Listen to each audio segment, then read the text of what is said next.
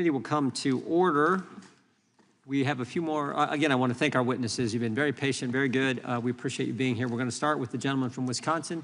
Then we'll go to the gentleman from North Carolina, unless a member of the minority party shows up. Then we'll go with them, and we'll finish up from there. So the gentleman from Wisconsin is recognized for 5 minutes. It's my opinion.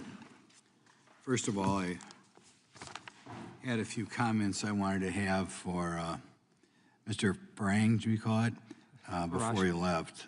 And I have always known there's certain things you think about the English. I know we can't stereotype today, but when you think of the English, you think of irreverence, you think of accepting of eccentricities, right? You think of their dry sense of humor. There is no, if we had to crack down on free speech in any country in the world, the country we'd lose the most in is if we crack down on free speech in England, because they are great, aren't they?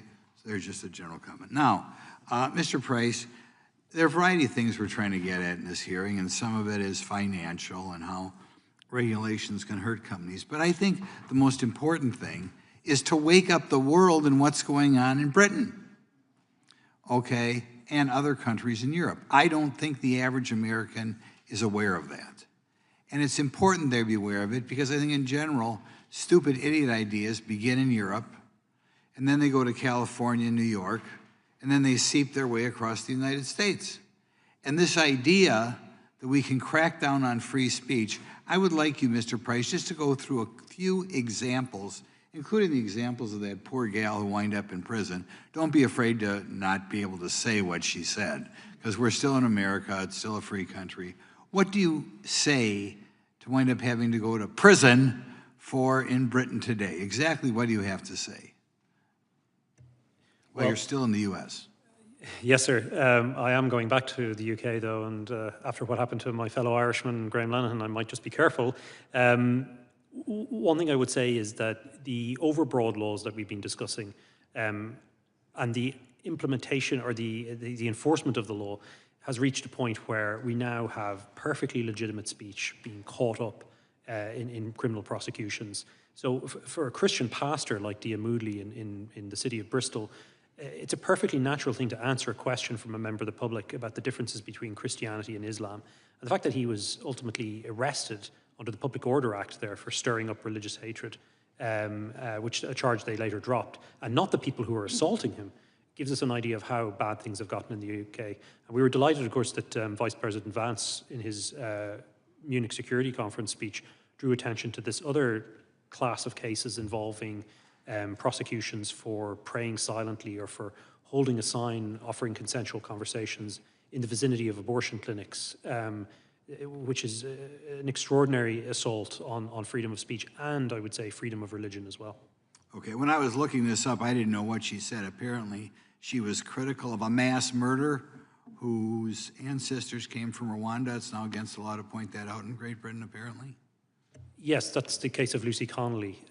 Lucy Connolly tweeted a tweet where some of us, or I think most people would probably disagree with what she said. She disagreed with it herself. She took it down 3.5 hours later. It was, as Mr. Farage said, in a moment of great tension and great personal stress. And for that, she received a 32-month sentence. And she has been released since, but she was prevented from attending this hearing, which I think is a real shame. Last week in the United States, we had a horrible murder, and I think it was a Catholic school in Minnesota. The murderer happened to be a transgender. Would that be illegal to point out in England? If you were, you could very readily see that it could be regarded strong criticism. He was a very bitter, angry person. Yes. Could we point out that, you know, maybe that had something to do with transgender? Could people have that opinion in Britain? If I were advising people, and this is the chilling effect in action, I would say think very carefully before posting criticism of what happened, that tragedy in the school in England, because you could be accused very easily of stirring up hatred against a group of people. Stirring up hatred? I mean, that's just preposterous. What is hatred? You know, I don't even know what hatred is. This is an ongoing discussion among lawyers in relation to is there any, just so you know, in your understanding, Mr. Reed, is there any Doesn't free speech means I can say things that maybe imply I hate somebody? Can I hate somebody? Is that against the law now? Really, I think that's a question that Mr. Price is probably better to handle. Controversial. Maybe I can't. Well, thank God I'm the type of person who's never hated anybody in my life. But if I was a different sort of person, would it be against the law to say I hate somebody? Well, the difficulty with it is that we've seen again and again legitimate Christian beliefs being described as hatred when it comes to the definition of marriage, when it comes to sexual relations. Would it be the easiest thing is to just to enforce the First Amendment and say we can say whatever we want to say? Go back to Old English? What I would say is you're well blessed in this country to have the extraordinary protections of the First Amendment, and I really do wish we had something similar in Europe. Well, next time you get back to Europe, straighten them out, kick them in the butt. Okay, thanks. Yes, sir. Gentleman yields back. Gentlelady from Texas, who joined us for part of our visit to the to Europe. We appreciate that. Recognized for 5 minutes. Yes, I hate that I didn't get to reminisce with our good friend, Mr. Farage. But nevertheless, it's interesting that we're sitting here and we're talking about the so-called threats to the First Amendment when the biggest threat to free speech right now is the old guy that is sitting over in the Oval. Now, Mr. Farage and I met over a month ago, and he has made it a brand of being this free speech warrior. And one of the things that I wanted to recap was the fact that he literally tried to shut down my ranking member as he was engaging in his own free speech. It seems like it's more so free speech for me, but not for thee, a lot of times with certain people. And it's sad that he had to run and have lunch with Trump or to go raise some money for his 4-member party. So, Mr. Price, you get to be the lucky one to help me figure out what exactly free speech advocates believe. It's good to see you again. You tell me whether these government actions support free speech or suppress it. Let's call it free speech or federal suppression. Fining or defunding news outlets or companies because they don't share a particular political message. I think I'm not entirely sure what context you're referring to. I think I'd need a little bit more information. So, long story short, if they decide that they are going to fine or defund any news outlet simply because it doesn't necessarily go far left or far right, do you think that that is a violation of free speech? Well, I'm not entirely sure how it would connect with, let's say, the area of expertise that I have. I think you may be referring to the PBS controversy. It's probably not something that I would be able to really... Not necessarily, but let me go to Professor K. Professor K, did you understand my question? Fining or defunding news outlets or companies because they don't share a particular political message? Yeah, thank you for the question. At the very core of the First Amendment is a prohibition of viewpoint discrimination. Okay.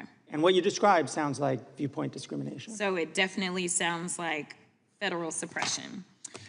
If you require news outlets and companies to have content moderators to ensure their coverage promotes a political ideology or leaning, would that be federal suppression? Well, that does sound like an interference with a company's content moderation decision. Banning materials because of their content. Materials. Yes, so like books. Oh, of course. Well, and we've seen this in the range of book bans at libraries across the country. Absolutely. What about threatening private companies with lawsuits or fines unless they do the government's bidding? Sounds like pressure that would be undue, yes. Okay, so I agree with you. All of these actions are exactly what Trump has done since he's taken office. Make no mistake, Trump is weaponizing his idea of free speech to force folks and companies to become his political puppets to promote his propaganda.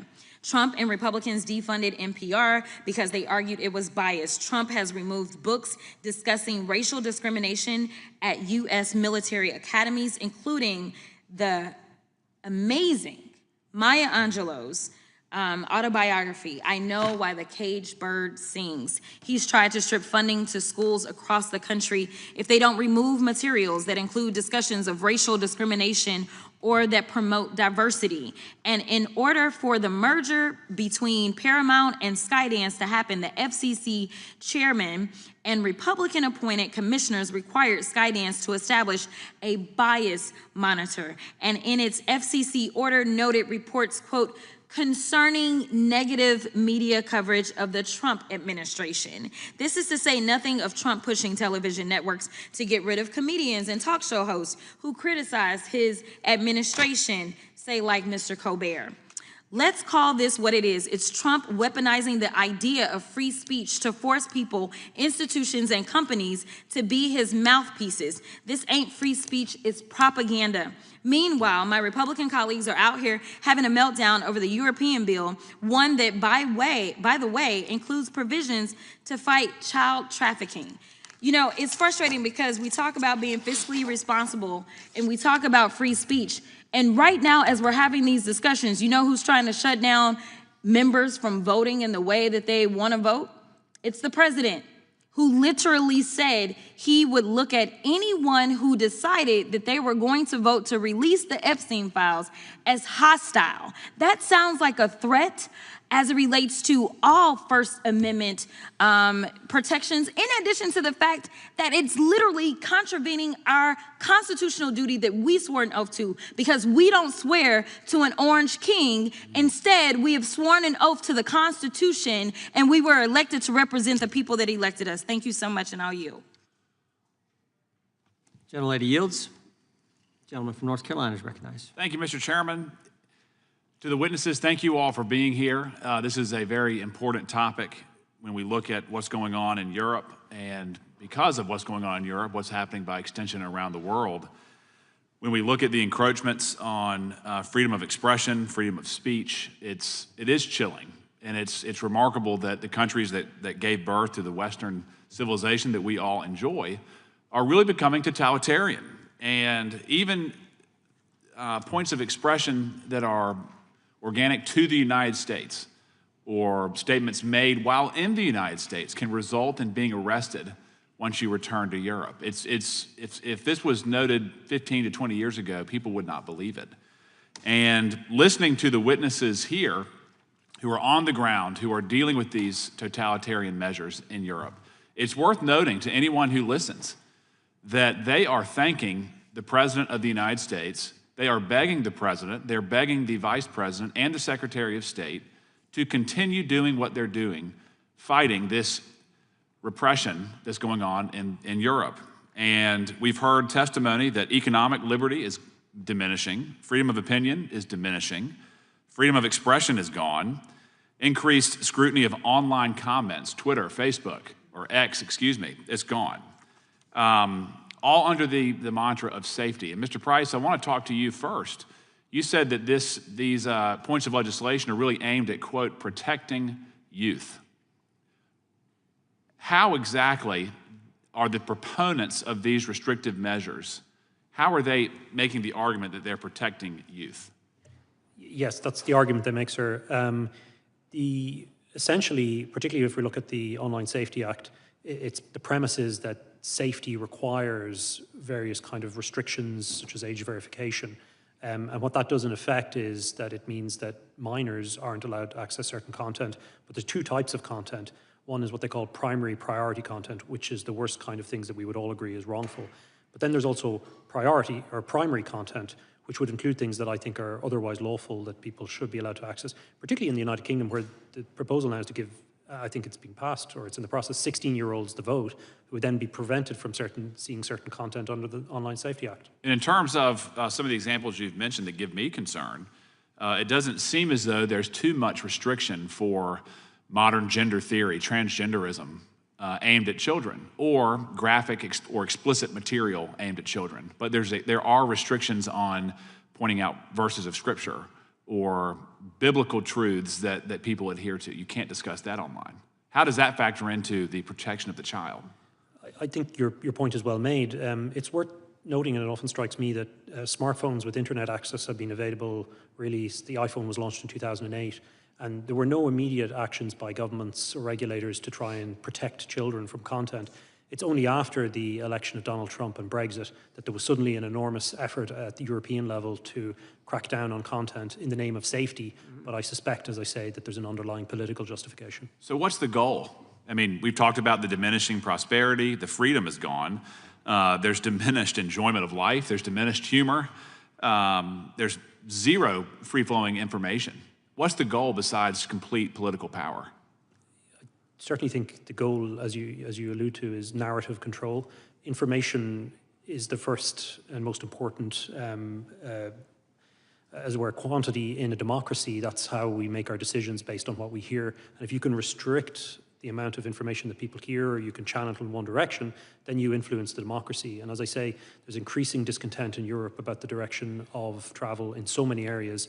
And I do believe the DSA, like the German Network Enforcement Act and other related legislation, is part of a serious effort to control the narrative. And it's basically a tool of quote, quote, progressivism to silence dissent and to move the agenda forward. Is that correct? That's what I'm gleaning from the conversation today. Certainly in a lot of our work, it has gone that way. It seems that Christians are disproportionately targeted. There was a dissenting opinion by the Polish judge in a case called Dotra Rasobaka before the European Court of Human Rights in 2022, where he made the observation that when it comes to speech, those who are critics of Islam seem to be prosecuted and do not have the protections of the right to freedom of expression, whereas Christians, people who are critical of Christianity, are prosecuted and they suddenly are entitled to free speech in that context. So in the UK, we often call this two-tier policing, and I think there's a two-tier approach to human rights. Certainly the Polish judge did, and I agree with him. Interesting. Mr. Kay, just briefly, in regards to the points that you've made, I appreciate what you've said, I appreciate your perspectives.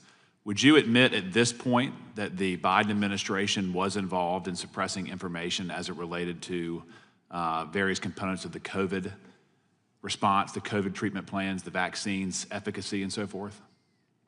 I mean, no, that is just not something I know. You wouldn't stipulate to that? No. Even in, I know you criticize Mr. Zuckerberg for saying that the government leaned heavily on social media companies to remove content as it related to COVID. So you do not think that the government was engaged in suppressing information in any way? Well, we know there was, because there's Supreme Court, cases around this, where the allegation was that officials in both administrations, the Trump and Biden administrations, did put some pressure on the companies in terms of public health messaging. There's no question about that. I think the court found that that didn't constitute unlawful pressure or coercion, but clearly those kinds of messages were part of the period of 2020, 2021. Do you affirm that action by regulating content or no? Do you affirm the motivations or the actions of the Biden administration to suppress the COVID discussions? No, I think there needs to be clear back and forth and information sharing between government and the largest platforms that shape the information environment. Of course, you don't want coercion, but I think you have to find the balance where that kind of back and forth can exist. Well, I'm sure you're aware that they say they were coerced by the Biden administration. I think it appears to be a partisan interpretation when you say that it was reasonable what Biden did with Facebook, with X, and so forth. Well, I mean, we could go back and forth, but my view is that wasn't coercion, actually. If you could type on Facebook, these vaccines do not work, would that have been allowed? I think, no, it honestly, would be stripped. I think it would depend on when we're talking about. Under Biden, it would have been stripped. Yeah. I'm sorry, our time's up, but. Yeah. Anyway. Mr. Chairman, may I have just one very brief point? Of course. Yeah, thank you. I just want to make one point about hate speech, because there's been a lot of discussion about hate speech here. And I think it's valuable for us to at least understand the basis for where these hate speech laws come from. Most of the language from the international law on hate speech, particularly in Europe, was a result of the use of propaganda to target Jews and others during the Nazi Holocaust. So quite a bit of the hate speech is actually a response to that history. And I think at least acknowledging that that is a part of the cultural freedom of expression background in Europe is enough. useful, so that it's not just a kind of bullying of Europeans, but also an understanding of where they come from. Yeah, but Mr. Price made the point, I think his last comments made the point about a two-tiered system, which they see versus how certain Christians get treated versus how people of a different faith get treated. And if you even use that term, two-tiered system, you can be criticized for using the term about something that many people think exists currently in the UK and in the EU. So